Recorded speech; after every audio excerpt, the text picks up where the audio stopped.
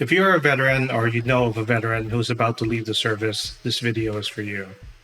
I've heard and read mostly from Reddit that nowadays the military is pretty good about letting you know about your veterans benefits prior to getting out.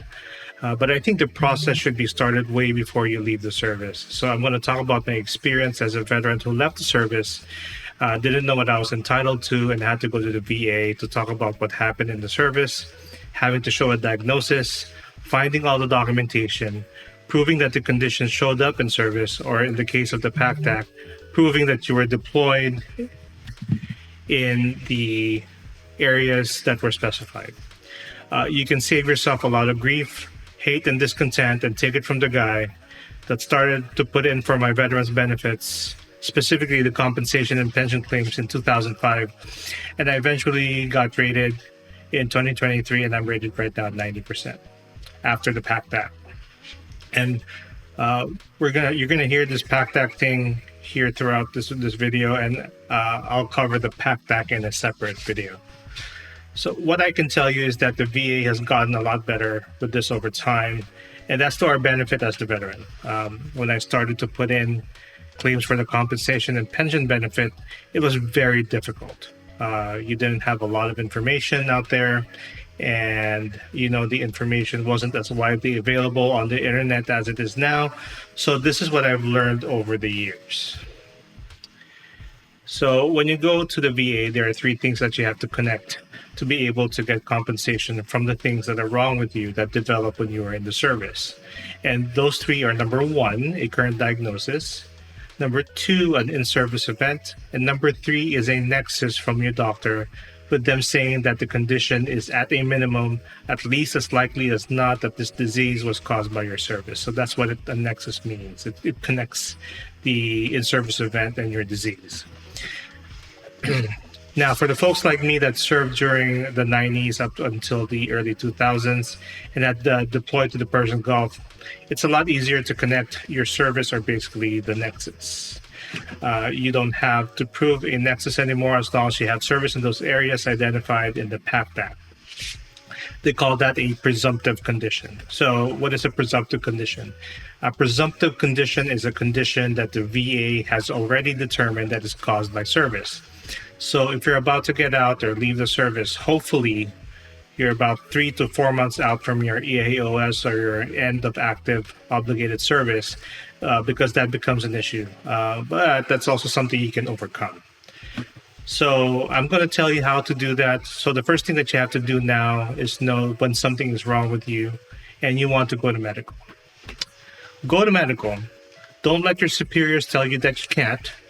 Remember, this is for you. This is not for them. And this is not for your service. This is not for the nation. This is for you. This is for you. Understand that. And understand that if there's something wrong with you, and it's different now from when you joined the military. Like, you're different now because of something that's happened. It could be mental health. It could be something physical, right?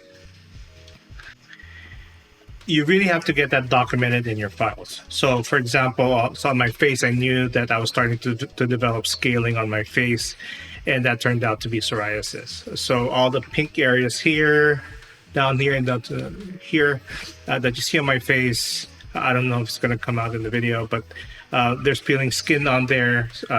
Psoriasis are silvery flakes, and it's an overproduction of skin, and it's also an autoimmune disease.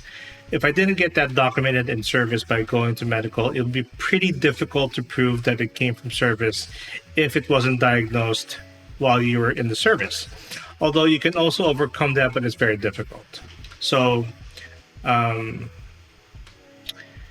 have to answer that question. If you have a current diagnosis and you have an in-service event, this is infinitely easier before you get out and you start the process, and it's out of that BDD process. So what is BDD?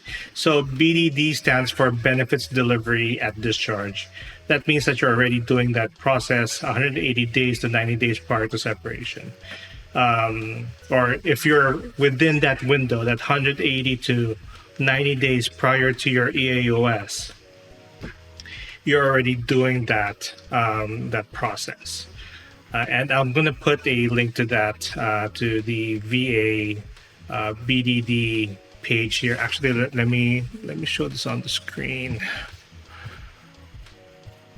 Let's see here. So the benefits delivery at discharge program. So it says right here, the service members who are separating and plan to file for disability compensation can file their claim before separation through the benefits delivery at discharge program. So the BDD program allows service members to apply for VA disability compensation between 180 to 90 days prior to separation. So this time frame permits the VA to review service treatment records, or STRs, schedule needed exams, and evaluate the claim before separation. So what they're trying to do here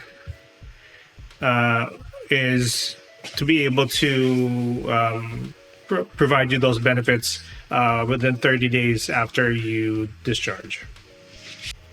You have to provide a completed separation health assessment, the Part 8 self-assessment, be available for 45 days from the date of the claims, and commit to attend the VA exams if they're needed. So when you go through the BDD process, the goal of the VA is to deliver a decision within 30 days after separation. So normally before you get out, you do a separation physical as well, but that just reiterates the diagnosis prior to your getting out of the service. But that helps as well if it's in your separation physical. But the separation physical is normally about 30 to 60 days prior to separation, so you're already behind the 8 ball at that point. So I'll put the link below where you can find a separation and health assessment that you can download, and that's really how you get started. So you have photocopies of your records, of your personal records, your medical records, and anything that documents your injuries, illnesses, or events that you're claiming.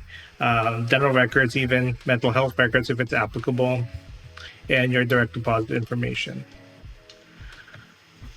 So, and your DD-214, of course. So the BDD program link I'm going to put down here is in the description.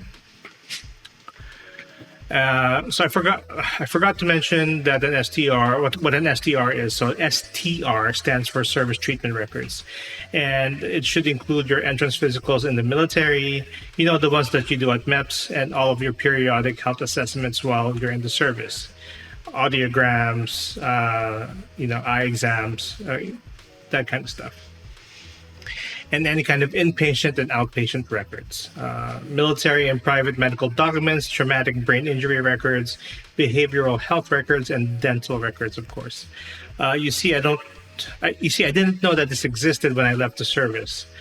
It was a very bad time for me at the time, and there just wasn't any information out there. Even at the TAP class, which is your Transition Assistance Program class, I didn't really hear any of that BDD information. And one other thing that I experienced when I was getting out are these folks that are doing your health assessment. When I was doing my separation physical, they were telling me that, you're not going to be eligible for this, you're not going to be eligible for that. From the VA, don't even try it. Just tell them to shut the fuck up, because you're going to do it anyway. I don't know what these people get from telling you that, but I'm telling you that they're full of shit. And you should be taking care of yourself, making sure that you and your family are taken care of, your health, and any kind of compensation that you're eligible and are entitled to. The person who told me the person who told me this, his name is Lieutenant Rivera, on the San Diego 32nd Street Naval Station, Dryside Medical, and this is around 2002, around January. And he went directly and said that you're not going to be eligible for any of this, and I don't understand why they do that. But what I'm going to tell you is that just don't even listen to that. What I'm telling you is that you need to do what you need to do. They're not going to be there to take care of you when you get out. And when you get your DD-214, you leave all of that behind you. People like Lieutenant Rivera, and they're not going to be there when you're a civilian. And all you have left is the VA as part of a residual of your military service. So don't even let them do that to you. Take care of yourself, take care of your family, take care of your health. So this is the BDD process. If you have any further questions about BDD, go ahead and put them in the comments below, and I'll try my best to answer every single one of those questions. Trust me, because I'm the guy that didn't get any of those compensation benefits until very recently. So yeah, so the next video we're going to talk about the PACT, and that's another pretty long video, I think. So I'll see you in the next video.